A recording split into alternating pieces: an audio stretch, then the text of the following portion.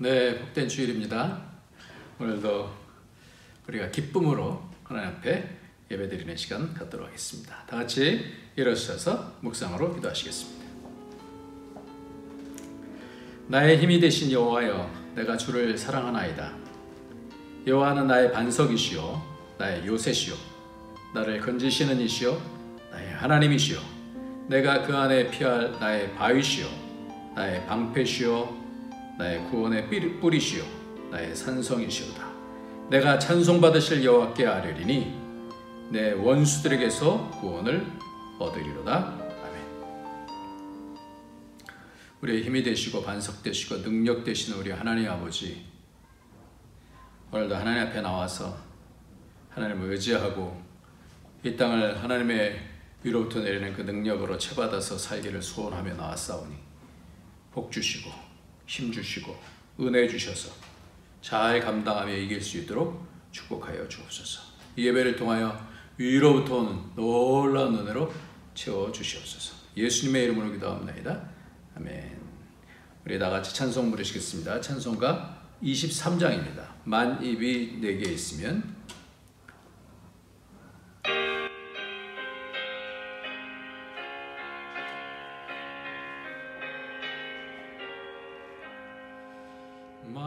만일이 내게 있으면 그 입 닫으시고 내 구주 주시는 총을 늘 찬송하겠네.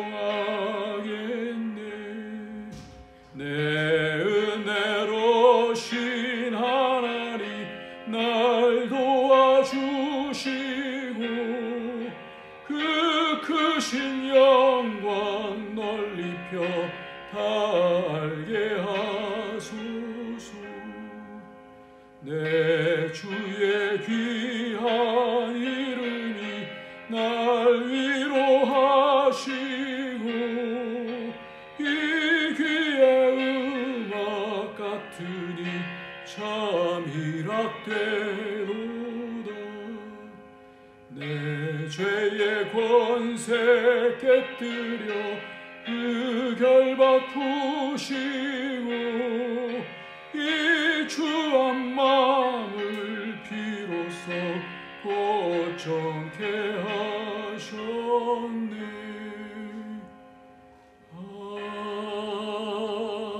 아멘. 네, 우리가 이 시간에는 다 같이 우리의 죄를 회개하는 시간을 갖도록 하겠습니다. 죄가 있으면 하나님과의 사이가 멀어지게 됩니다. 교통이 없으면 우리가 위로부터 오는 힘을 얻을 수가 없습니다. 오늘도 예수의 피로 우리의 죄가 씻겨지고 우리의 영이 살고 우리의 마음이 삽니다. 이 세상의 권세로부터 눌려있는 것들로부터 자유하게 되어집니다. 오늘도 그 은혜를 채받기 위해서는 반드시 우리가 예수의 피로 우리의 세마포를 씻어야 됩니다. 그리고 하나님의 뜻을 따라서 살아야 됩니다. 우리 다 같이 회개하면서 주 앞으로 나가도록 하겠습니다. 기도하겠습니다.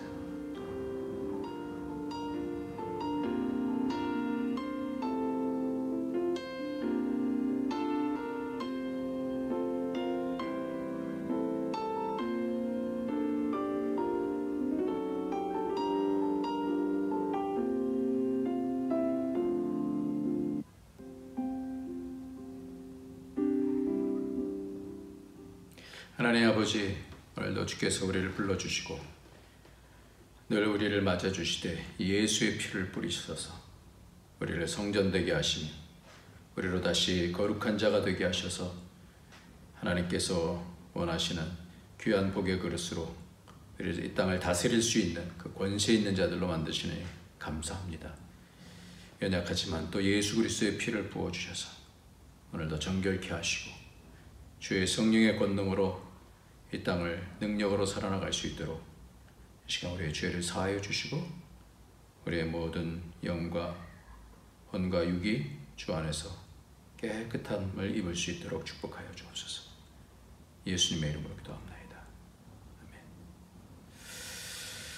네, 우리 이 시간에는 다 같이 하나님의 말씀을 보도록 하겠는데요. 하나님의 말씀은 마태복음 27장 말씀입니다. 마태복음 27장. 마태복음 27장 37절부터 44절까지 말씀입니다. 마태복음 27장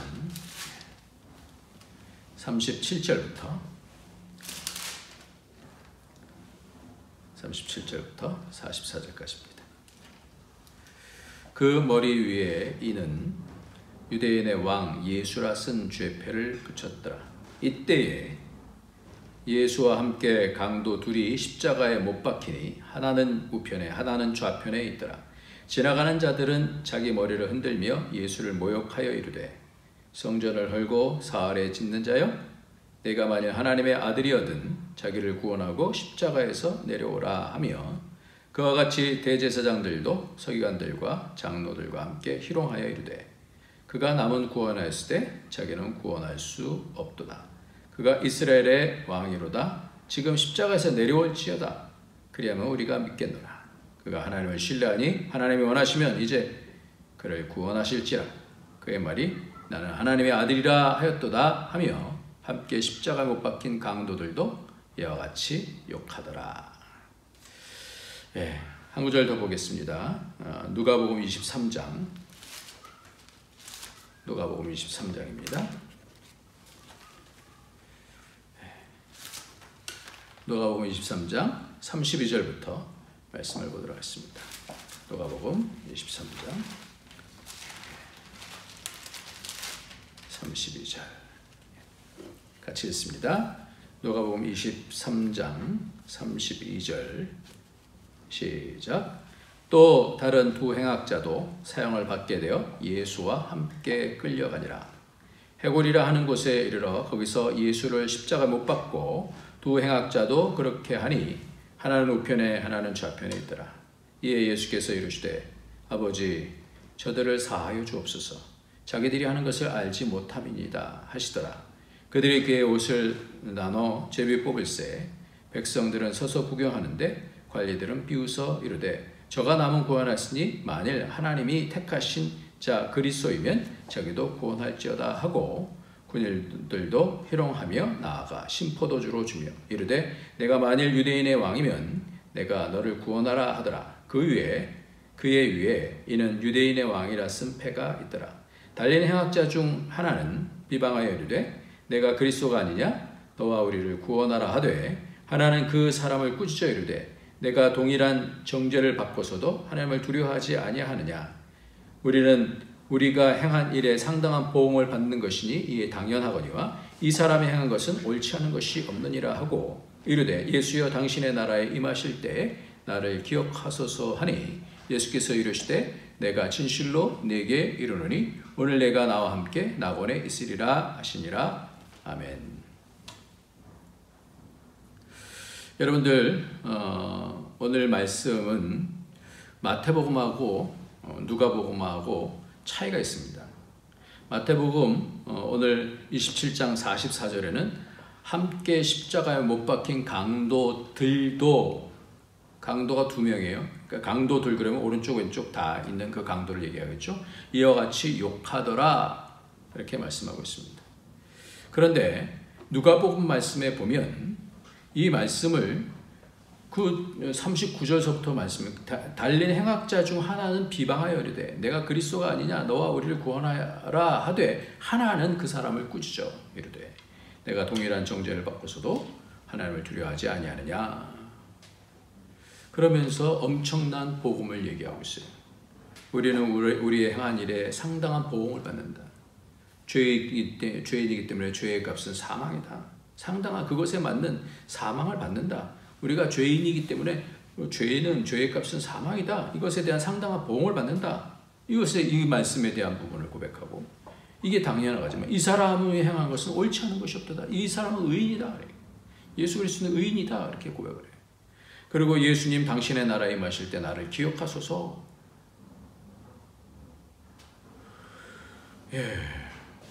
그러면서 40절 말씀까지 보면 하나님을 두려워하지 않으느냐. 하나님에 대한, 예수 그리스도에 대한, 죄에 대한, 하나님 나라에 대한, 그리스도의 나라에 대한 부분들을 이렇게 얘기합니다. 그러니까 예수님께서 오늘 내가 나와 함께 낙원에 있으리라 이렇게 말씀하시는 거예요. 그러니까 오늘 말씀을 보면서 좀 생각해야 될 부분은 뭐냐면 마태복음에서는 둘 다 욕을 하는데 누가복음에 오면은 완전히 다른 식으로 얘기를 하는 거예요. 그러니까 노벨 문학상을 받은 고도를 기다리며라는 베케트의 그 작품이 있는데 이 고도를 기다리며라고 하는 고도라는 것이 그래서 고덧 그래서 이 가시라고 하는 그런 의미로 생각할 수도 있다 뭐 이런 얘기들을 해요. 근데 어쨌든 간에 누군가를 기다리는 거예요. 이 고도를 고도라는 사람을 기다리는데 고도가 누군지 몰라요. 이 사람을 얘기하는데 그 안에 이런 얘기를 해요. 오늘 본문이 나와요. 이 마태복음과 누가복음과 마가복음, 요한복음 이 네 복음서에 대한 부분들을 얘기를 해요. 그래서 이렇게 얘기해요. 블라디미르라고 하고 에스라공이라고 하는 사람이 나오는데 참 그렇지. 블라디미르가 얘기합니다. 도둑놈들 얘기를 하더랬지. 너도 생각나지? 여기서 강도를 행악자를 여기서는 도둑놈이라고 그렇게 표현하는데 에스라공이 아니 그럼 블라디미르가 얘기해 줄까? 싫다. 심심풀이가 될 거야. 구세주하고 같이 십자가에 못 박힌 두 도둑놈 얘기였지. 그런데 누구하고라고? 구세주라니까. 도둑놈들하고. 그런데 그중 한 놈은 구원을 받았는데 또 한 놈은 저주를 받았지? 무엇에서 구원을 받았다는 거야? 지옥에서. 난 가겠다. 그런데 말이야, 도대체 어떻게 됐길래 내 얘기가 듣기 싫으냐? 난 안 듣겠다. 도대체 어떻게 됐길래 복음서를 쓴 네 사람 중에 하나만이 그런 식으로 얘기를 하게 됐는지 모르겠단 말이야. 네 사람이 다 그 자리에 있었을 텐데 어쨌든 거기서 멀지 않은 곳에 있었을 텐데 말이야. 그런데 그중 한 사람만이 구원받은 도둑놈 얘기를 써놓았거든. 이봐, 고고. 가끔씩은 대꾸를 해줘야 하지 않아? 얘기나 계속 해보시지. 넷 중에 하나만 그렇게 말했거든. 나머지 셋 중에서 둘은 아예 언급도 없고 나머지 한 사람은 그 도둑놈들이 그 자에게 욕지거리를 했다는 거야. 누구 말이냐? 뭐라고? 난 무슨 소리인지 모르겠구만. 누구한테 욕지거리를 했다는 거야? 구세주에게. 왜? 자기네를 구해주려 하지 않았으니까. 지옥에서 말이야? 아니지. 이런 바보가 있나. 죽음에서 말이야. 그러니 두 놈이 다 저주를 받았을 거거든. 그런데 복음서를 쓴 한 친구는 그자 중에 하나가 구원을 받았다는 거야. 그래? 그렇다면 그 친구들 견해가 서로 다른 거로구만. 얘긴 단지 그것뿐이지 뭐야. 넷이 다 거기 자리에 있었다니까. 그런데 그 중에 한 사람만이 구원받은 도둑 얘기를 하고 있는데 왜 나머지 세 사람 얘기는 없이 그 한 사람 말만 믿는지 모르겠다니까. 누가 믿는다는 거야? 누구나 다 그렇게 믿고 있잖아. 그 사람의 해석밖에 모르고 있는 거지. 사람들이 다 바보니까 그렇지. 여기서 이 내용을 이렇게 아주 자세하게 얘기를 하고 있어요. 그러니까 마태복음, 마가복음, 요한복음에 있어서는 이 구원받은 이 강도에 대한 부분들이 없어요. 단지 누가복음에만 지금 나오는 거예요. 그러면서 어떤 번역본에는 이것을 통해서 원숭이 같은 이라고 뭐 이렇게 얘기도 하고 그래요. 그렇다면 오늘 이렇게 이 강도가 마태복음에서는 다 예수님에 대해서 욕을 했었는데 그 다음에 어떻게 이런 고백을 할 수 있었겠는가라는 거예요. 오늘 말씀의 핵심이. 어떻게 이런 고백을 할 수 있냐라는 거예요. 이 고백은 너무나 귀중한 고백이었어요. 복음의 핵심을 이 강도가 그대로 나타난다니까요. 첫 번째, 하나님은 뭐예요? 하나님은 오늘 말씀은 다시 한번 보세요. 하나님은 정확하게 한번 손가락으로 한번 잡아보면서 한번 얘기를 한번 해봅시다. 하나님은 어떠신 분이라고요? 하나님을 두려워할 분이에요. 그렇죠? 하나님을 두려워하는. 정죄를 받으면 죄인은 하나님을 두려워하게 됐어요. 40절이에요. 두 번째는 뭐예요? 죄가 있으면 상당한 보응. 죄의 삭은 사망이니까 죽는 것, 상당한 보응. 그것에 대한 보응을 받는 게 맞다. 죄에 대한 부분이에요. 예수님은 의인이다라는 거예요. 예수님은 구원자라는 거예요. 예수님은 의인이라는 거예요. 네 번째는 예수님의 나라에 들어갈 때 나를 기억해달라. 예수님, 그 하나님 나라가 예수님의 나라라는 거예요. 이거는 제자들도 잘 몰랐었던 거예요. 그러니까 엄청난 이 얘기를 지금 누가가 지금 하고 있는, 누가복음에서 이 강도가 이 얘기하고 있어요. 어떻게 그 갑작스럽게 이렇게 바뀔 수 있냐라는 거예요. 그래서 이 부분이 어렵고 많은 사람들이 또 이 본문을 보면서 오해하는 부분들이 뭐냐면 강도처럼 죽을 때 뭐 믿으면 되지 뭐 다 세상 누릴 거 누리고 그 다음에 죽을 때 그냥 구원받으면 되지 않아? 뭐 이렇게 생각하는 사람들이 있어요. 오늘 본문이 그렇게 쓰여야 되는 그런 본문인가 뭐 생각을 해보자는 거예요.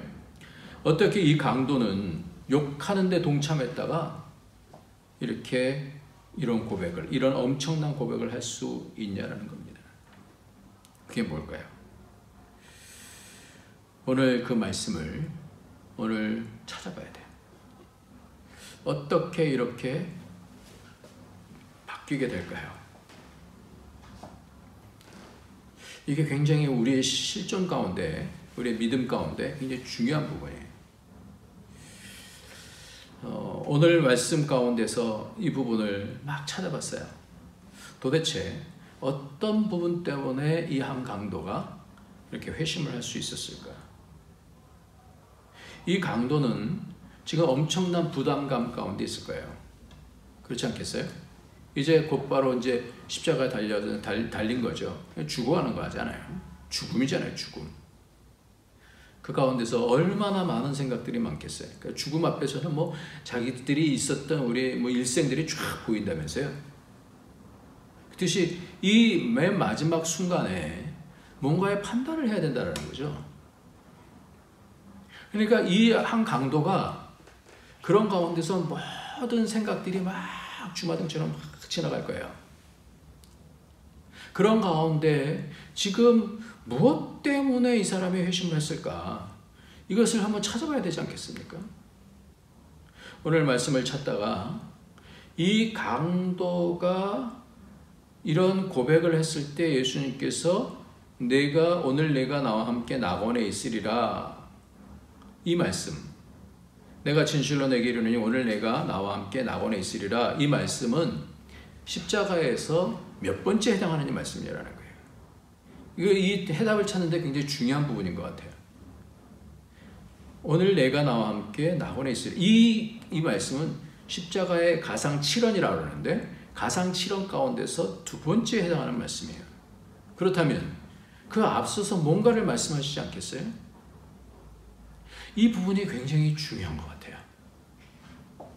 오늘 나는 이 강도가 어떻게 이렇게 행악자가 바뀔 수 있었는가?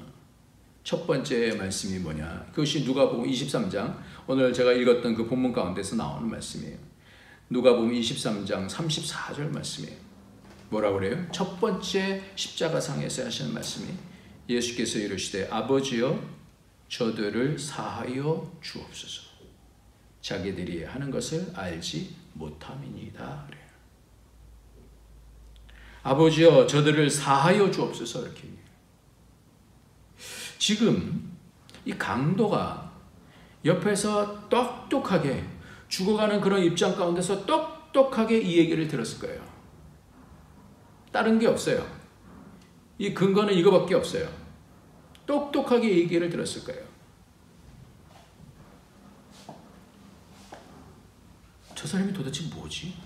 자기가 욕했는데, 그리고 많은 사람들이 막 조롱하고 욕하고 그러는데, 이 사람이 십자가상에서 하는 당당한 고백이 아버지여 저들을 사하여 주옵소서. 자기들이 하는 것을 알지 못함이니이다. 용서를 해주는 거예요. 자기랑 비교해보지 않았겠어요?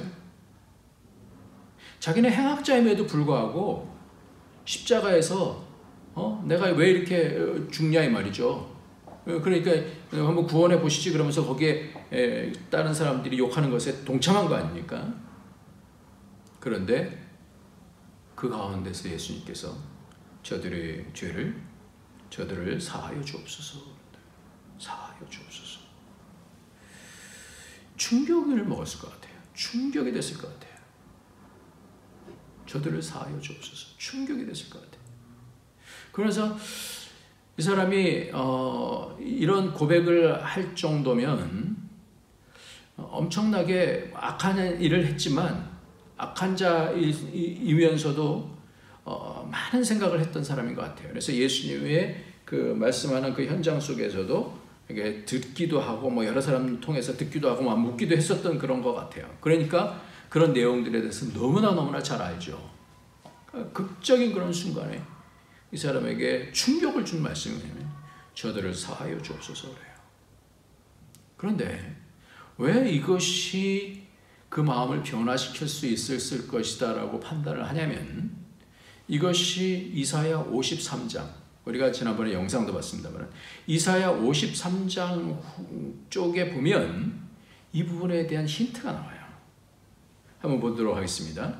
이사야 53장 3절부터 이것이 이사야 선지자가 이 예수 그리스도께서 고난 당하실 것에 대한 예언을 700년 전에 이렇게 하신 거잖아요. 그래서 이사야 53장 3절을 보면 그는 멸시를 받아 사람들에게 버림받았으며 간고를 많이 겪었으며 질고를 아는 자라. 마치 사람들이 그에게서 얼굴을 가리는 것 같이 멸시를 당하였고 우리도 그를 귀히 여기지 아니하였도다. 그는 실로 우리의 질고를 지고 우리의 슬픔을 당하였거늘 우리는 생각하기를 그는 징벌을 받아 하나님께 맞으며 고난을 당한다 하였노라. 그가 찔림은 우리의 허물 때문이요 그가 상함은 우리의 죄악 때문이라. 그가 징계를 받음으로 우리는 평화를 누리고 그가 채찍에 맞음으로 우리는 나음을 받았도다.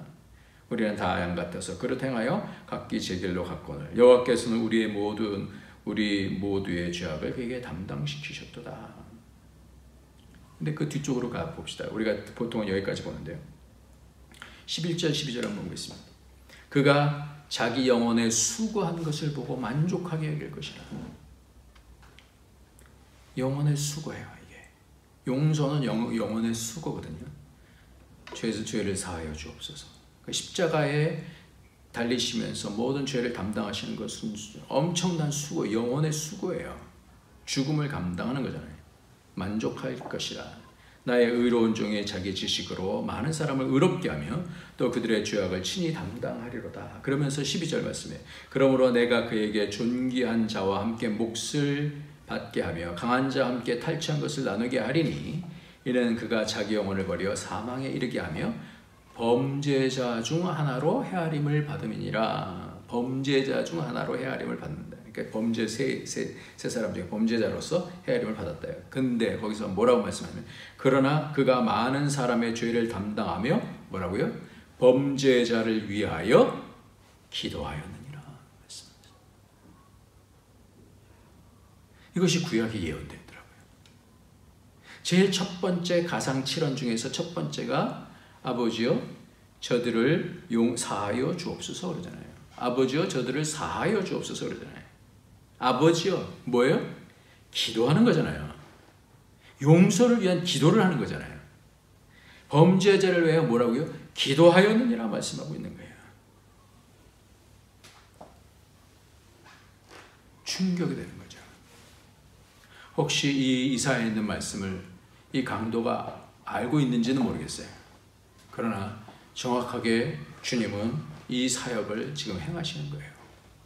기도하는 거예요. 그러니까 이 말씀을 잘 아는지 몰라도 하나님께 죽음 가운데서 이제 죽어가는 그런 상황 속에서 그 가운데서 억울한 그런 죽음 가운데 하나님께 아버지여 저들을 사하여 주옵소서. 여기에 이 강도는요 충격을 먹은 거예요. 기도를 하는 거예요.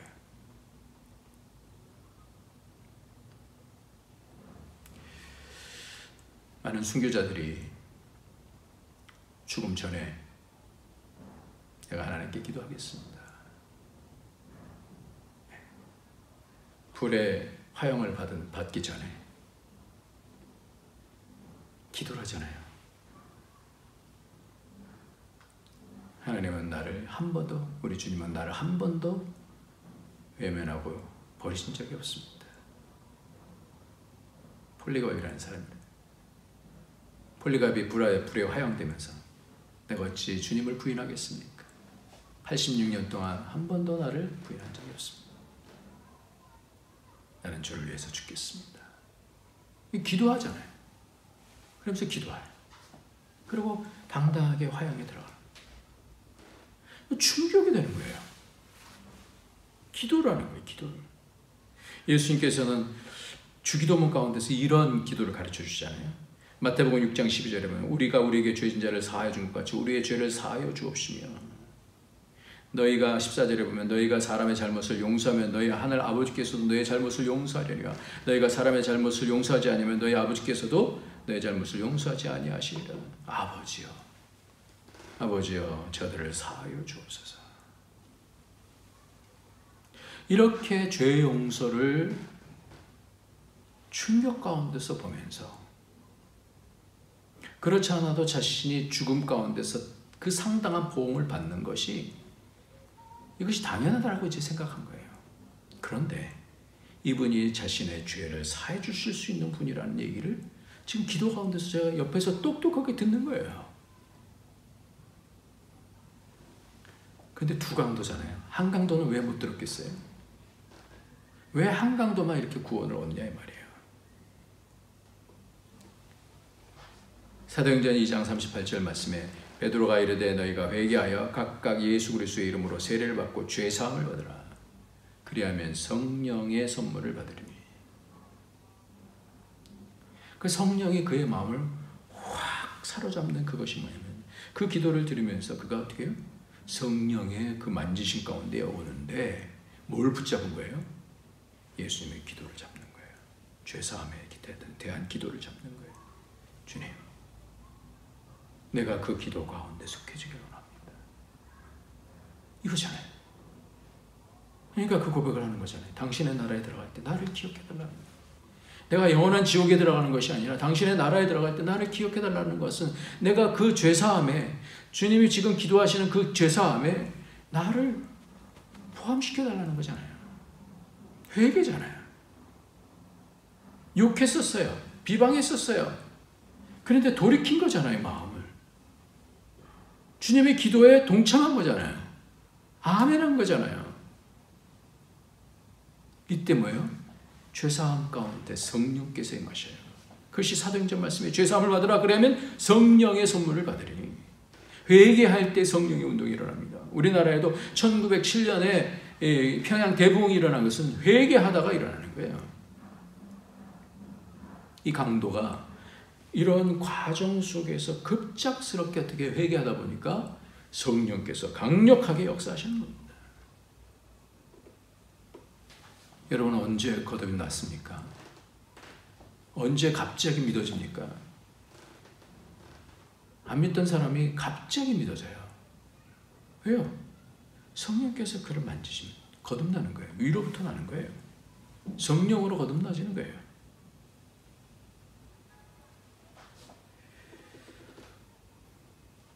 예전에 우리 교회에 있었던 어떤 기사가 좀 잘못한 일들이 있었어요. 그런데 그때에 어떤 목사님이 오셨었는데 우리가 용서해 줍시다. 그래서 그 형제를 데리고 와서 용서해 줬어요. 그러면서 우리가 그 모든 것들을 다 아는데 예수님의 사랑이 있기 때문에 우리가 그 죄를 덮기로 했다. 용서해 주겠다. 그런데 성령께서 갑자기 막 임하시는 거예요. 펑펑펑 울었어요. 용서받는 사람도 용서해 주는 사람도. 그러니까 죄사함에 있어서는 성령께서 기뻐하셔요. 함께 울고 가족이 되어졌습니다. 여러분, 우리나라에 이기풍 목사님이라는 분이 계시는데 1868년에 11월 21일 평안남도 평양에서 태어났어요. 왜 이 사람이 저에게는 굉장히 중요한 사람이냐면, 좀 이따 말씀을 드릴게요. 평안남도 평양이에요. 저희 아버지가 평양 분이세요.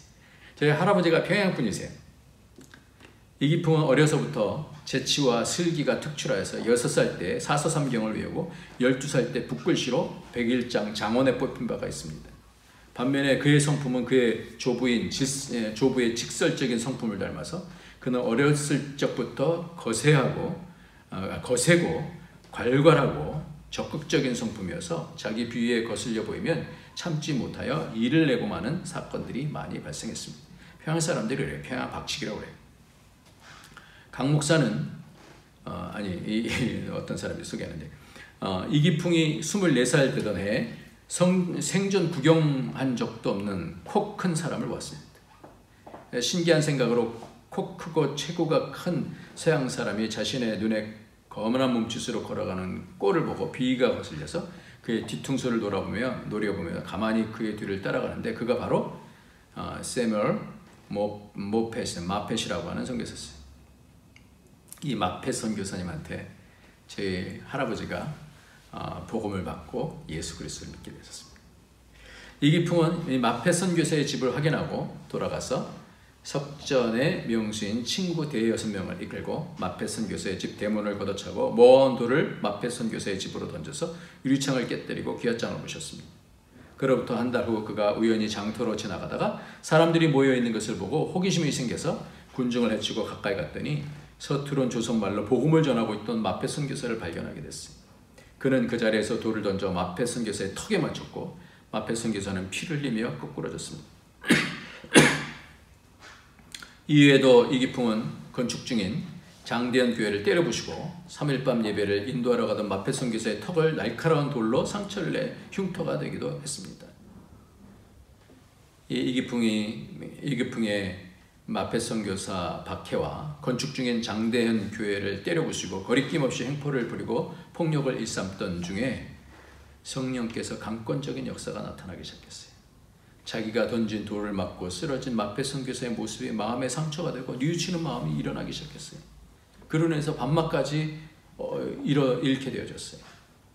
이러한 박해 방식으로 성령께서 이기풍을 회심시켜서 사용하시기 위하여 마펫 선교사와 만나게 하시고 평소 같았으면 아무렇지도 않았을 일인데 성령께서 그의 꿈속에 마펫 선교사의 돌에 맞아 쓰러지는 모습을 떠올리게 하며 그의 마음을 괴롭게 하셨어요. 그리고 이기풍 마음속에 마펫 선교사에게 사과해야 마음이 편할 것 같다는 생각을 품게 하셨다고 그렇게 말씀하고 있어요.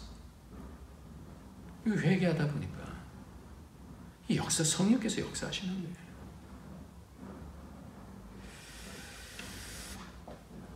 이 강도가 이렇게 고백을 하는데 지난주에 이 구레네 사람 시몬과 그의 아들들과 그의 아내 이름까지 이 로마 교회를 세운 놀라운 사람으로 우리가 봤습니다. 이 강도도 이 이름 없는 이 한 강도도 자기가 그냥 욕하고 그러면서 화를 내면서 이 더러운 이 치욕스러운 이 십자가를 나한테 이러면서 자기 변증하면서 그렇게 갈 수도 있겠죠. 그런데 그렇게 하지 아니하고 복음을 듣는 거예요. 그걸 잡았어요. 주님의 그 기도를 잡았어요. 주님의 그 고백의 말씀을 잡았던 거예요. 오늘 이 말씀과 더불어서 한 가지 좀 더 봐야 될 것은 뭐냐면 이 사건과 좀 상관이 있는 거기 때문에 누가복음 말씀이에요. 누가복음 23장 30절 말씀부터 32절까지 말씀을 보면 그때 사람이 산들을 대하여 우리 위에 무너지라 하며 작은 산들을 대하여 우리를 덮으라 하리니 푸른 나무도 이같이 하거든 마른 나무에도 어떻게 되리요 하니라 그랬어요. 푸른 나무, 마른 나무에 대한 부분이 나오는데 이 푸른 나무는 마른 나무 이것은 푸른 나무는 의인을 얘기하고 이 마른 나무는 악인을 얘기하는 악인을. 그래서 에스겔서 20장 47절에 보면 남쪽의 숲에게 이르기를 여호와의 말씀을 들을지어다 주 여호와께서 이같이 말씀하셨느니라 내가 너희 가운데 불을 일으켜 모든 푸른 나무와 모든 마른 나무를 없애리니 맹렬한 불꽃이 꺼지지 아니하고 남에서 북까지 모든 얼굴이 그슬리리라 그랬어요.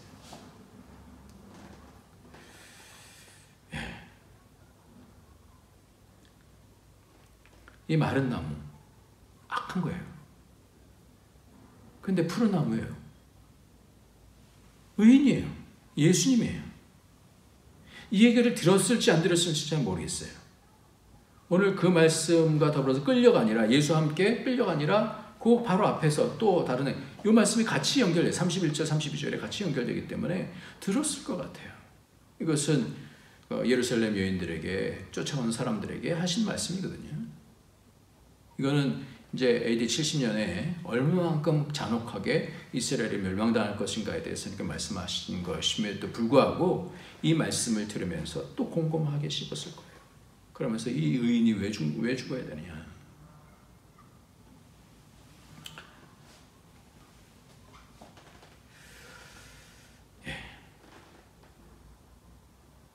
오늘 이렇게 선을 잡아야 되는데 하나는 기도를 잡는 거고요. 하나는 주님의 말씀을 잡는 거예요. 그때 어떻게 해요? 성령께서 역사하시는 거예요.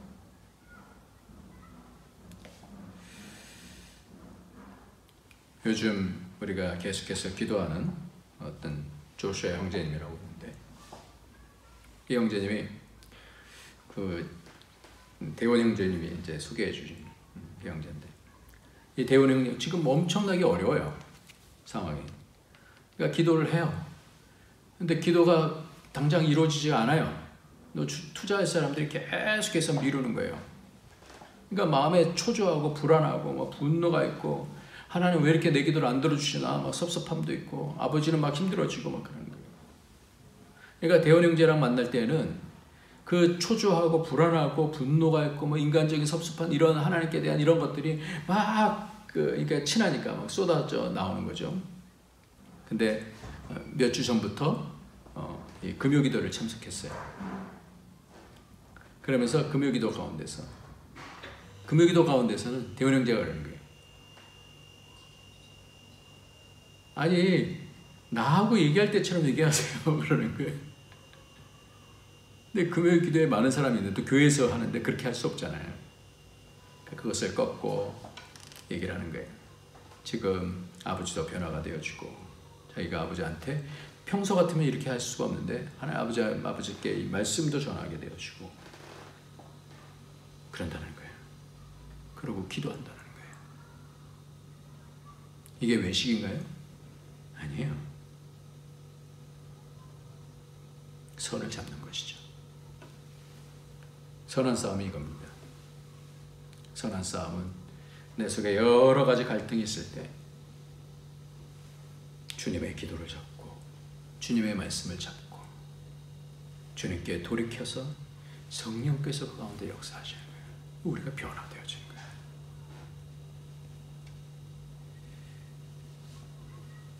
조금 전에 비방했었지만 이게 쉽지 않았을 거예요. 하나님 앞에서 자신을 보고 하나님을 아버지라고 부르는 예수 그리스도의 그 고백 앞에 성령께서 그가 그 기도를 딱 잡으니까 그러면서 죄에 대한 회개를 하니까 그 죄 사함에 대한 복음을 잡으니까 성령께서 그를 확 사로잡으면서 영이 확 열려지게 하면서 하나님이 두려우신 분으로 확 느껴지게 되어지고 자신의 죄에 대한 반드시 죽어야 되는 그런 부분들이 죄사함을 주시는 그 주님의 말씀을 잡으니까 평강이 이분은 의인이시다. 이게 고백이 되어지고 그분을 통해서 오는 그분의 나라 그 하나님 나라가 이분을 통해서 오는 거구나. 이게 성령께서 열어주시지 않으면 이게 열려질 수가 없는 거예요. 그걸 보고 당신의 나라에 들어갈 때 나를 기억하소서.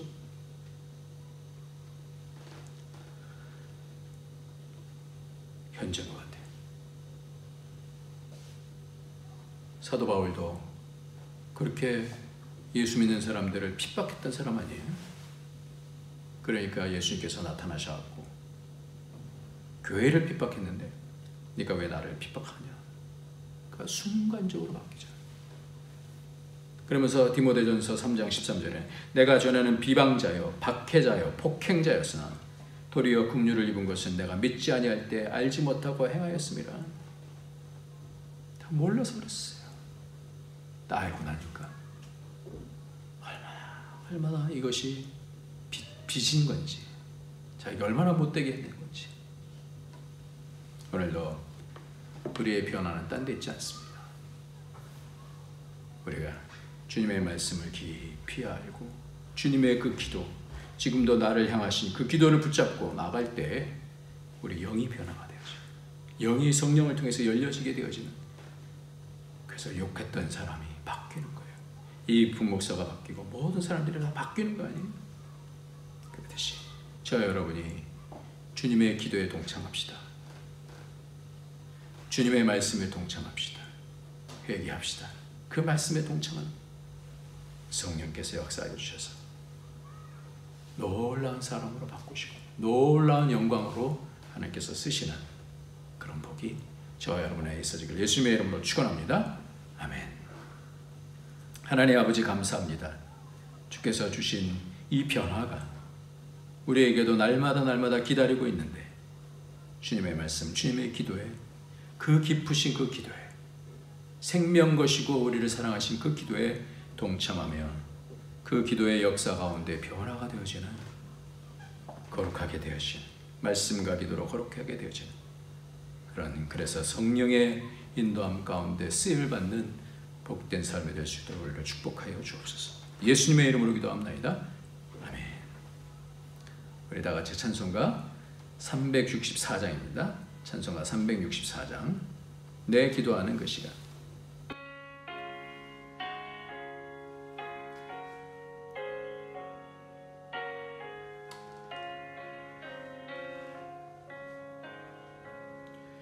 내 기도하는 그 시간, 그때가 가장 즐겁다. 이 세상 근심 걱정에 얽매인 나를 부르사, 내 진정 소원 주 앞에 낱낱이 바로 아뢰어, 큰 불행 당해 슬플 때 나 위로받게 하시네. 내 기도하는 그 시간 내게는 가장 귀하다. 저 광야 같은 세상을 끝없이 방황하면서 위대한 길로 나갈 때 주께서 나를 이끌어 그 보좌 앞에 나가 큰 은혜 받게 하시네. 내 기도하는 그 시간 그때가 가장 즐겁다. 이때 거치은 큰 죄로 내 마음 설고 아파도 참 마음으로 뉘우쳐 다 숨김없이 아뢰면 주 나를 위해 복 주사 새 은혜 부어주시네. 내 기도하는 그 시간 그때가 가장 즐겁다. 주 세상에서 일찍이 저 요란한 곳 피하여 빈들에서나 산에서 온 밤을 세워 지내사 주 예수 친히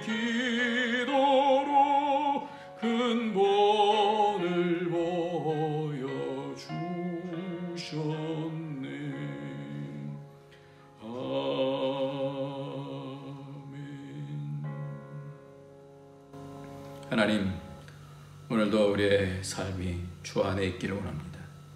오늘도 예물이 주 안에 있고 우리의 헌신이 주 안에 있고 우리의 섬김이 이 땅에서 삶이 주 안에 있어지기를 원하오니 축복하여 주셔서 성령의 인도함 받게 하시고 예수 안에서 발견되어질 수 있는 복이 있게 하여 주옵소서. 이 모든 예물을 주님 기뻐 받아주시고 늘 감사하며 기뻐하며 기도하며 하나님 앞에 쓰임받는 주님의 뜻으로 사는 그런 삶을 살아갈 수 있도록 성령님 도와주시옵소서. 각 가정들을 인도하여 주시고 어려운 가운데 있는 모든 가정들 가운데 성령께서 길을 밝혀주시고 치료하여 주시고 은혜 가운데 인도하여 주옵소서. 예수님의 이름으로 기도합나이다. 아멘. 이제는 우리 주 예수 그리스도의 무한하신 은혜와 독생자 아낌없이 주신 하나님의 크신 사랑과 성령의 교통교제 충만 인도하심이 오늘도 주님의 죄사함의 그 권세 가운데 동참하며 그 기도 가운데 동참하며 말씀 가운데 동참하며 성령의 인도함 받아 이 땅의 선한 싸움 가운데 이기며 주 앞으로 더욱더욱 나아가기를 원하는 주의 권속들 머리 위에 그 가정에 그하는 모든 일들 위해 우리 안디옥 교회 위에 이제로부터 영원토록 함께 있을지어다. 아멘.